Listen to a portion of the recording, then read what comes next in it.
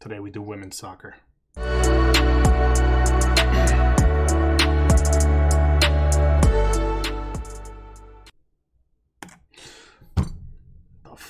damn it, where's the thing? Do it. Oh, this seems to work a little. Does it? No, it doesn't swap like that. That's good though, this works out. So, I need to stay off Reddit, or Twitter. That's the moral of this story. So today? Yeah, 14 hours ago, this clip started. Sarah Fuller. This is Pretty cool. Soccer player named Sarah Fuller. Their team was running short on kickers. I don't know what school it's. I think it's Vanderbilt. They got blown out in this game. Completely irrelevant though. And she was their punter. She's the first person to kick. Let's see, first person to ever kick in a power, or first female to ever kick off in a Power 5. I don't know shit about sports, but thankfully for this, I don't need to know anything about sports. I just need to know stuff about bullshit. Let's look at this kick. Let's watch history happen.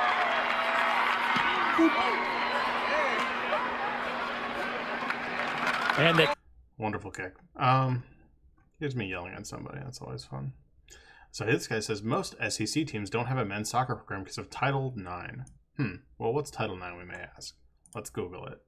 What is Title IX? Title IX has experienced explosion of interest in soccer. Oh, I searched Title IX for men's soccer to try and figure this one out.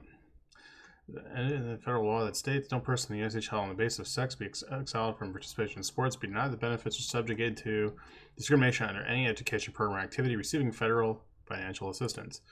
So I'm a curious guy. So when I see something like this, I'm like, I wonder what this is about. Because, like, in my experience, generally men's soccer programs tend to be less noteworthy.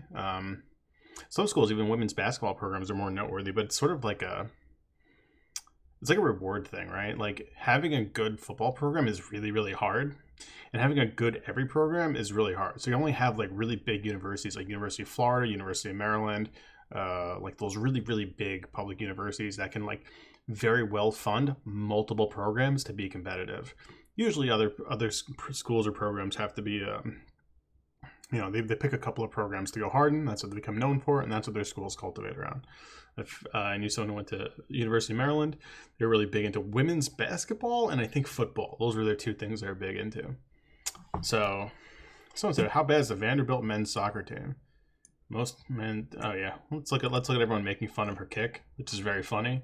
This girl's 6'2", plays on the Vanderbilt soccer team. Hit a pretty good kick. This, according to Pat McAfee, he was like kicker of the decade or athlete of the decade or something for punting. If he tells you it's a good kick, he probably knows what he's fucking talking about.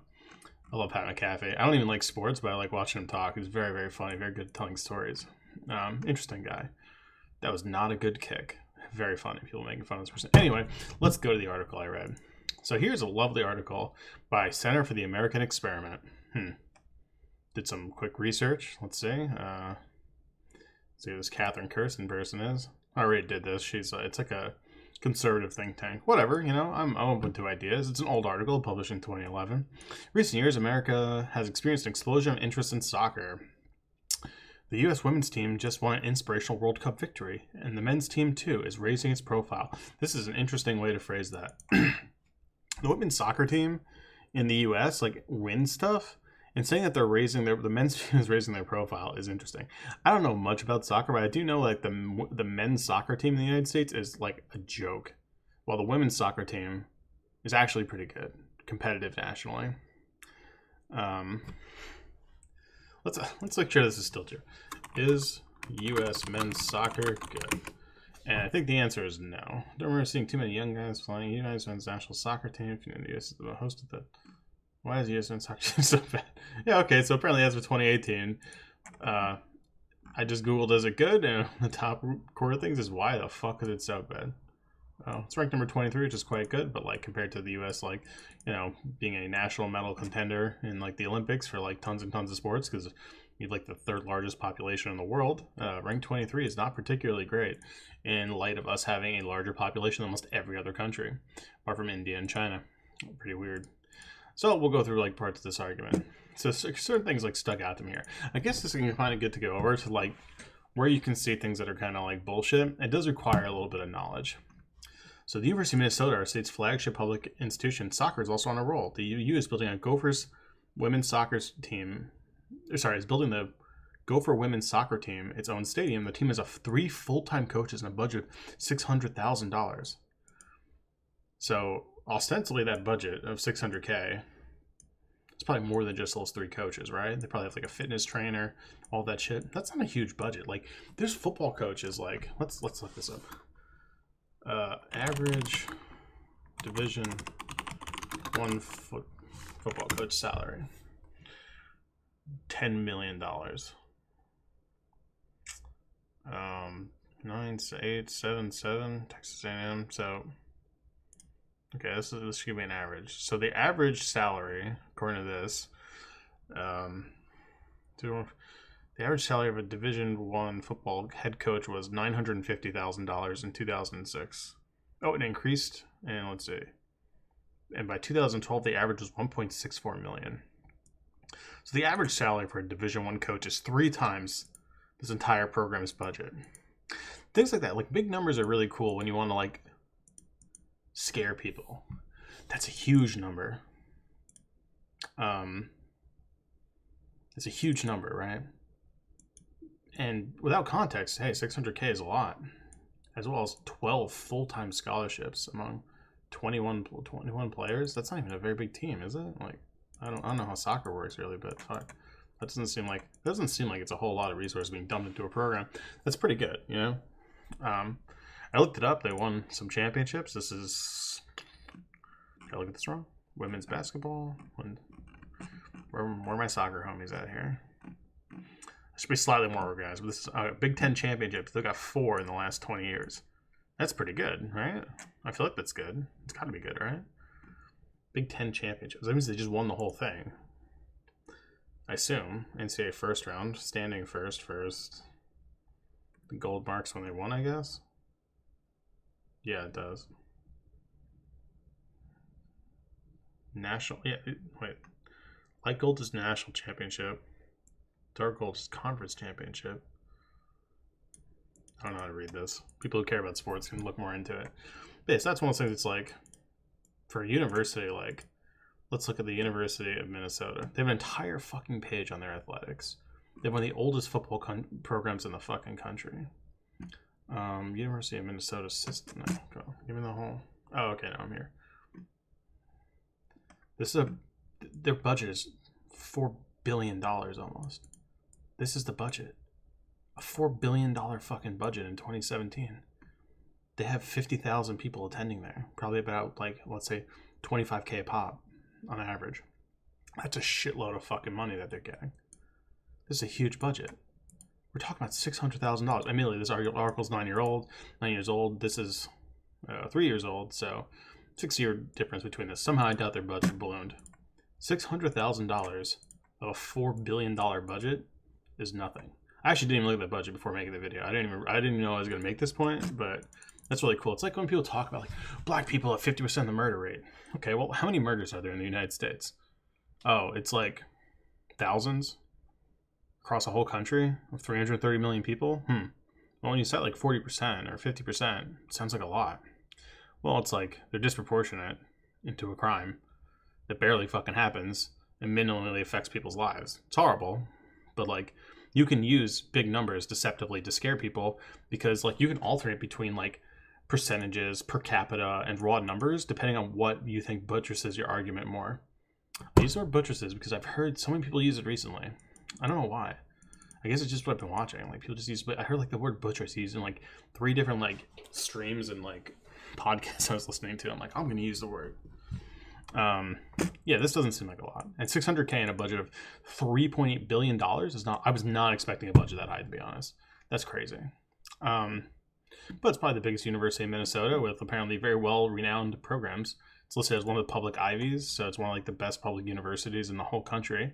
It's probably a research university too, right? Public land grant research. Yeah, it's a research university.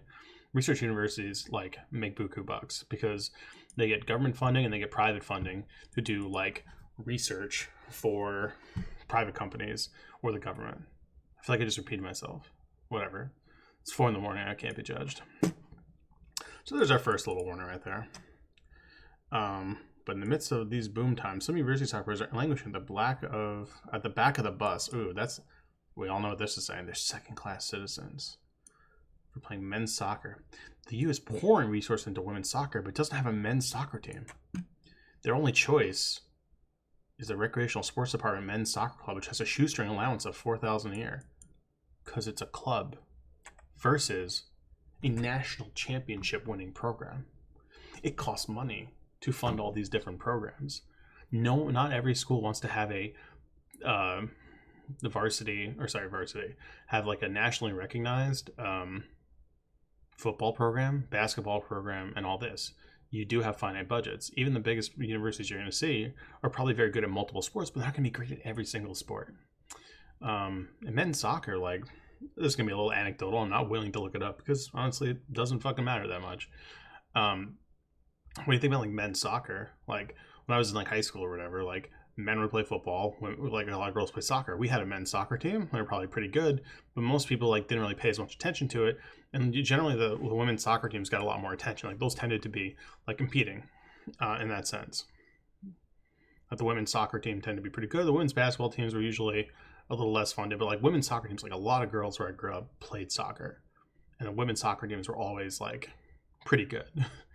So that's a little anecdotal, but yeah, like we see this at our national level too.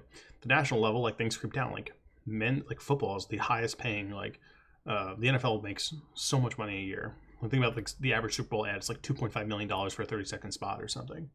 NFL advertising is crazy expensive. That trickles down to college football being very important. Men's soccer, no one gives a shit about it.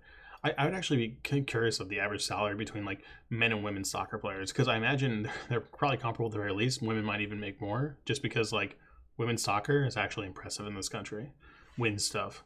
Not ranked 25 when we have the third largest population with tons of excess time. So like whatever. So that's another thing. Oh, back of the bus, discrimination. That's a fun one. Let's see. University of Minnesota, soccer players with bad luck to be male must schedule their own games. Yeah, you need to schedule your own games and pay for their own expenses. They're a club. They're a fucking club that gets a shoestring budget of $4,000. Yeah, you're a club. You don't have like university backing as one of their official sports teams. Why the fuck would you not schedule your own games? You can use your budget to hire someone to do that if you want. This is so stupid. How are you complaining about this? Despite these obstacles, the club had a 1988 record of 1953. Yeah, this is extra. This is like intramural sports. That's what they're talking about. It's just a men's soccer club.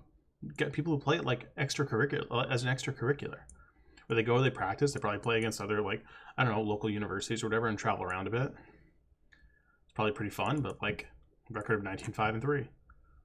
In an intramural league, like, okay, like, good for you, I guess. They have to pay yearly dues of $700 apiece. Well, yeah, you're a hobbyist. You play soccer as a hobby, not as someone who got hired to the or recruited to the university to play soccer. Of course you're paying fucking money for this. This is a stupid point. This entire thing is stupid, trying to paint these men as victims. Guess what? There are soccer programs, and they're very, like, men's soccer scholarships do exist. They're just harder to come by, and only certain universities have them. These people went to a university that didn't have a professional soccer program. Obviously, they're not going to get paid to play soccer. They're not going to get free rides, and it might even cost them money, because guess what? You're a fucking hobbyist. I'm not like lamenting that. When I went to university and I started like a Dota team when I was at university, that like they didn't pay for my gaming computer, or they didn't pay for my internet fees, or they didn't pay for like this, that, and the other thing. Obviously, I'm a fucking hobbyist. This is incredibly stupid. This article, and now that I'm reading it closer, this article is even dumber than I thought. Oh, so that was a fun one. Why are male soccer players second-class citizens? Once again, they're like inverting the narrative of like women and minorities being oppressed, like before we pass like affirmative action laws and stuff like that. Affirmative action laws, a lot of people don't know this. They've been largely annihilated, depending on what we're talking about. Affirmative action largely benefited women in the workplace, not as much minorities. So in this case, like, yeah, it would apply a little bit more to that. This article was written in 2011 and it talks about how Title X, the federal law requiring gender equity at any school, doesn't require equity. Let me just make sure. Quality being fair and impartial. Yeah, that's about right. So it requires it being fair and impartial, but that doesn't mean it needs to be equal. When Congress passed Title X in 1972, it intended to prohibit sex discrimination, not mandate quotas. Mandate quotas? In 1993, federal courts began emphasizing a proportionality test for Title IX compliance. Today, colleges feel compelled to manipulate sports teams to mirror their undergraduate male-female ratio with little regard for students' real sports-related interests. With female undergraduates outnumbering males 57% to 43% nationally, this has posed significant challenges. It's interesting how like they're using national stats here, but I'm sure if I wanted to, like I could look up what this university's enrollment is. But whatever, I guess that's sort of irrelevant here. But it's interesting. They're talking about in 1993 this happened. This article was written in 2011. Has anything interesting happened to Title IX since then? I wonder. Spoiler, I don't wonder. I already opened the Wikipedia pages for it because I'm like, I know that quotas are illegal. I was like, well, when were they illegal? That's what I was kind of forgetting. 2003 was the United States Supreme Court regarding the University of Michigan undergraduate affirmative action admissions policy. In a 6-3 decision announced in June 23, 2003, Chief Justice Rehnquist, writing for the court, ruled the university's point system, predetermined point allocation that awarded 20 points to admissions to underrepresented minorities, ensures that diversity contributions of applicants cannot be individually assessed and was therefore unconstitutional. Wait, I got the wrong one open? Hold on. There's two of them. Affirmative action as a practice was partially upheld in Grutter v. Bollinger, while the racial quotas for college admissions was concurrently ruled unconstitutional by the court. Grads people. Okay, so racial quotas are unconstitutional. I imagine that extends to sex, gender. I can't imagine why they would uphold one and not the other. That makes no sense. Like, they're both protected classes. It would be weird for them not to do it. Whatever. The caveat I'm including is, or the caveat I'm saying is included in this video. So it says that racial quotas are unconstitutional. I assume that principle would probably extend to gender quotas as well, and sex quotas or whatever. Like his rise to controversy in American politics. Yeah, but like something that ignores that many states, like California, just had like a ballot initiative where they just like kept affirmative action like unconstitutional. At their state level, like there's no federal mandate for it really as much due to, I'm not gonna say federal laws, I don't know specific laws, but the Supreme Court's definitely gutted some of those requirements, and then they were determined at like a state level like what they want to do. So affirmative action generally exists at a government level for government programs, and then for universities and private, well, universities I guess are a little complicated, but for private businesses, affirmative action really doesn't apply unless the state has specific laws.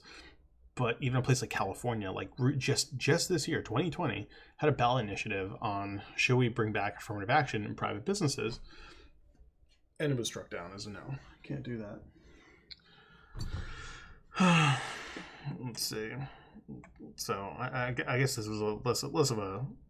I'd still imagine it applies to that, but caveat included. Back to the article. So that's kind of funny. You're giving me this narrative on how like the courts are being activist in nature. Coincidentally, right when Bill Clinton got there. I wonder if that's coincidental or not. Many college men sports other than high-profile revenue-generating football and basketball have suffered significantly. 6 years, more than 350 men's teams for baseball have been eliminated to achieve statistical balance. I'd be curious to look into that one a little bit more. Considering everything else here is so incredibly like loaded in terminology, like literally doing Rosa Parks comparisons in like, what was it, the first or second paragraph? We had like Rosa Parks shit. Why are they at the back of the bus, languishing at the back of the bus? Why are they second-class citizens? Like something tells me there's something to that statistic as well.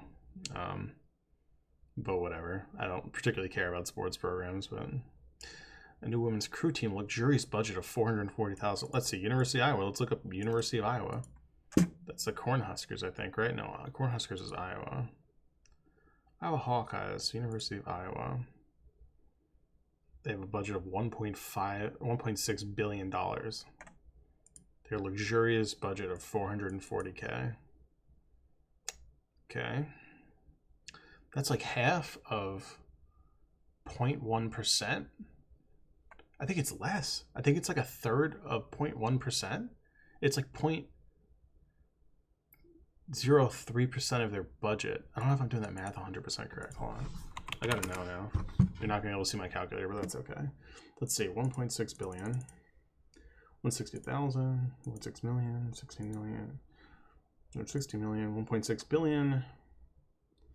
Oh shit, I did this wrong.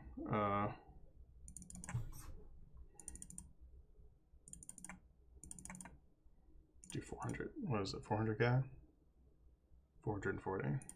I'm doing this for me. I don't care what anyone else thinks. Divided by 1.6. 1, 2, 3. 1, 2, 3. 1, 2, 3. Boom. I'm so good at that. It's, yeah, it was a little less. It was 0.0275%. My 0.3, very close. So I did that in my head. I'm very proud of myself. So that's what they're talking about. This is a luxurious budget, like for a crew team, like whatever. In the last 20 years, women's sports have grown tremendously, and Title X has played a role in this growth. It's probably partially true. I mean, more women going to university, more women playing sports publicly. And this is 20 years, so this is since 1991 they're looking at this, and like, yeah, imagine the more widespread access to women in sports. Like, women just started being competitive in MMA like in the last, like, what, 5 years. This doesn't really surprise me, but like, saying this is Title X instead of like cultural shifts, like, you could argue that like women becoming more independent as a result of those Title IX reforms, as a result of like affirmative action, is probably true. But there's like a snowball effect. Like, it's not specifically that the universities are just like trying to defund men's programs and fund women's programs. It's like, well, yeah, if like your enrollment is increasing and your proportion of women are increasing and more women play sports, and like you can become renowned for having a very elite like women's golfing program, like, yeah, sure. If I have to invest like 400k to have an elite women's golfing program, and I have to invest like 3 million to have an elite men's golfing program, if I want to win championships and get my university more renowned, what's easier? Like, investment, you know? One of those spaces is more competitive than the other. You make choices. What's at work here? Okay, well, we're at the end of the article. It's a pretty quick one. What's at work here is a breathtaking double standard. Contrary to what most Americans think, Title IX requires gender equity at all aspects of a school's operation. Not just, okay, they're not anywhere near this clear cut. I can't wait until I eventually go to law school. I'm better able to understand some of this stuff. Not just athletics, but according to the National Federation of High Schools, college figures are not available. Female high school students outnumber males in all extracurricular activity except sports. Okay. Forum has calculated if courts would require gender parity, but so they can, like, women can outnumber men in sports, right? And at a high school level, I wouldn't be surprised if that's true, but we know that more women go on to secondary education for a variety of reasons. So, like, they quote a number up here that like 57% of undergrad enrollments were women. Great ratio for guys. Congratulations. So yeah, even if like less men are playing sports at high school, if less of them are actually going to college, then like, yeah, you're going to see the proportion of women playing sports rise, even if that original number is lower. I mean, they don't tell you how much lower it is here. I'm curious by how much. I mean, like, most schools will have a men's, like, there's more men's sports people can play, and like, I feel like depending on how you, like, if you did it in terms of like how many people are athletes versus like how many enrollees in a sport. Like, in high school, I had friends who played football, baseball, and some even played like soccer and basketball or something. And some of those sports would just like not have overlapping seasons, so they'd play all of them. Does that count as 3 enrollments or 1 athletic enrollment? I don't know. But if they just leave high school and then go get a job as like a mechanic, or go to a trade school where like clearly there's no football team in a fucking trade school, like, obviously that's what you're going to say. But Independent Women's Forum has calculated that if the courts were to require gender parity across the board, Independent Women's Forum, let's look up this one. That seems like one of those things that's nebulously named. Conservative American nonprofit. Yeah, it's one of those. Let's see who funds it.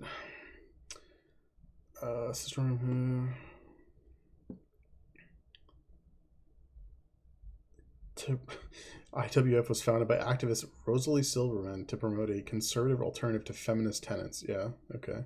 Like, they're literally just like circle jerking themselves here. Let's see who. Let's see. Let's see if they're related. That'd be Christina Hoff Sommers. Great. What a gem.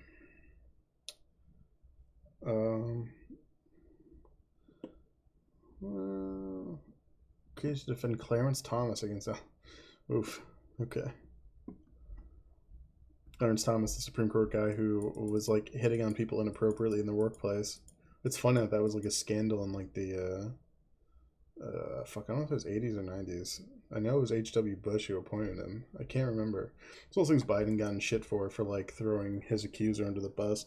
His accuser was like, yeah, dude, he was like, he made like a sexually like aggressive like workplace, like, and one of the things is like, he's like, is that a pube on my Diet Coke? Like like, someone gave him like a Diet Coke, and he's like, is there a pube? I swear, hold on, I need to remember this properly because it's completely ridiculous.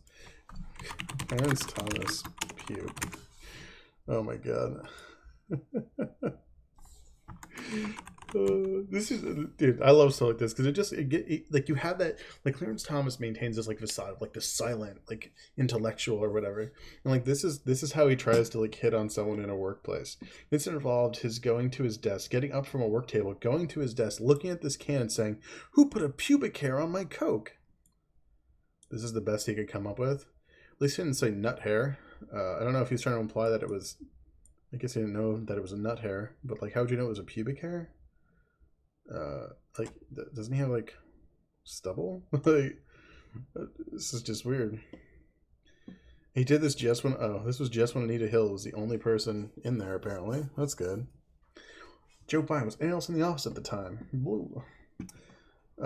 Was that content of what he said? Whatever. This is completely unrelated to what we're saying, but it's just very funny. So that's who they're citing. It sounds like it's a feminist organization, or Independent Women's Forum. You look it up, it's like, oh, it's a conservative activist group founded by someone like Christina Hoff Sommers, who's like a anti-feminist like activist, and who like was founded in part to defend Clarence Thomas from accusations of like creating a hostile like sexual work environment or something. Which, like, it seems like he probably did. I mean, it's just funny that was like their controversy. You know, we're talking about like, yeah, did Brett Kavanaugh like drug and rape women or something? Or wait, drug, got them drunk and then tried to rape them.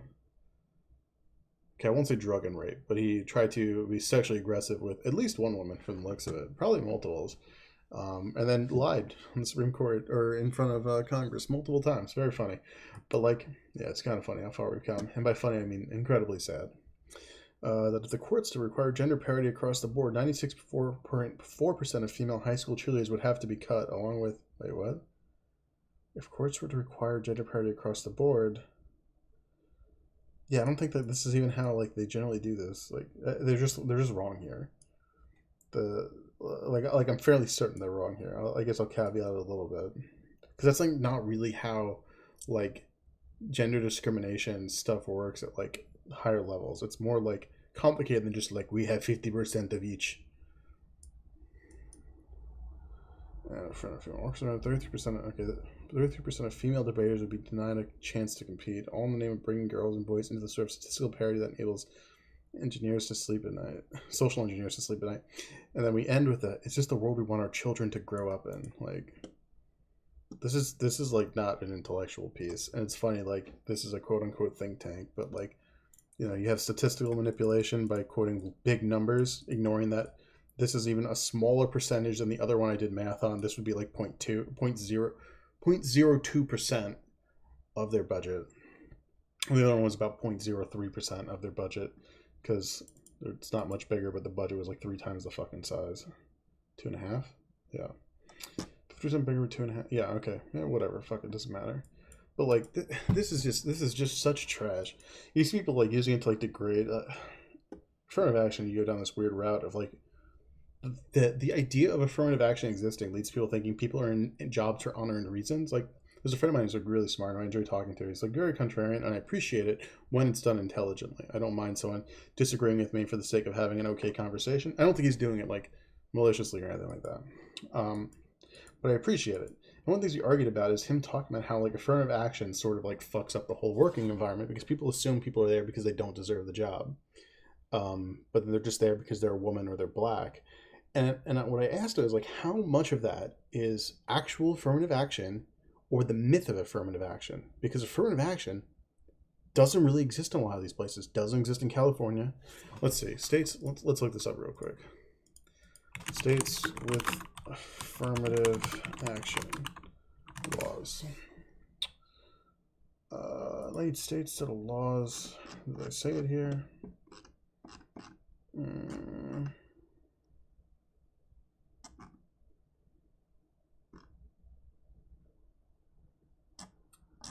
Doesn't say which state. I'm sure there's got to be a web page on this.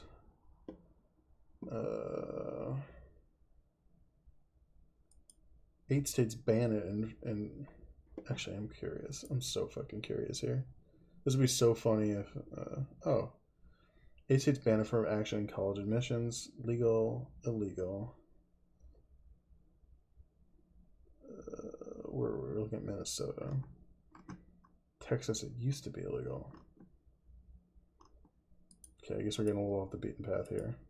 But yeah, affirmative action's largely been destroyed in this country. But it's funny because, like, I understand, like this is a myth I believe too. Until very recently, there's a book I read who said, like, yeah, people still think affirmative action's a thing. One, it benefited women, not really minorities as much.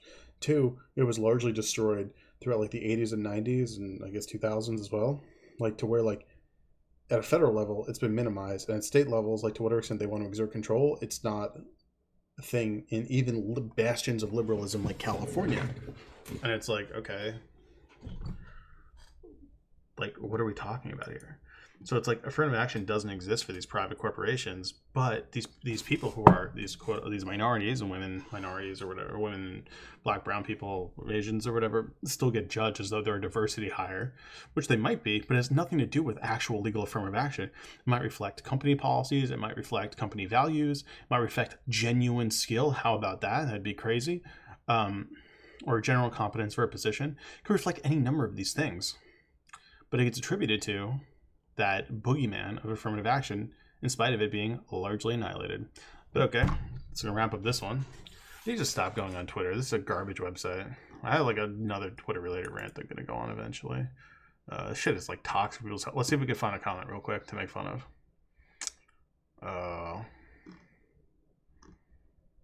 Woke thinking depends upon.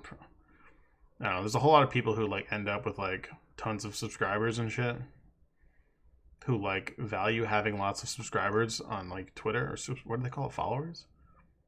And they're like, oh, like I've seen stuff. I don't have a lot. I don't subscribe to a lot of people, but like 188 people I follow. I literally couldn't give a shit. I had someone yelling at me, making fun of me for having like 31 followers or something like 2 weeks ago, and I'm like, yo, I don't care. I don't care at all. I have so much other shit going on that I do. The YouTube thing and yelling at people on Twitter is something I do just randomly when I'm bored. I do not care about this that much at all. And the fact that I've had people neg me for that is just very weird. It's people like, oh, I must have said something that led to like 10 people unfollowing me. It's like, you track this? Like, I had no idea how many followers I had until someone insulted me about the number of followers I had. To like 31 follower Andy or something like that. And I'm just like, I think they're referring to me. Do I have 31 followers? I'm like, oh, cool, 31 people follow me. That's neat. Moving on in my life because it's irrelevant. But okay. Yeah, we're going to wrap that one up here. Is that an actual quick video for me? I think it was a half hour. Man, I'm getting better at this.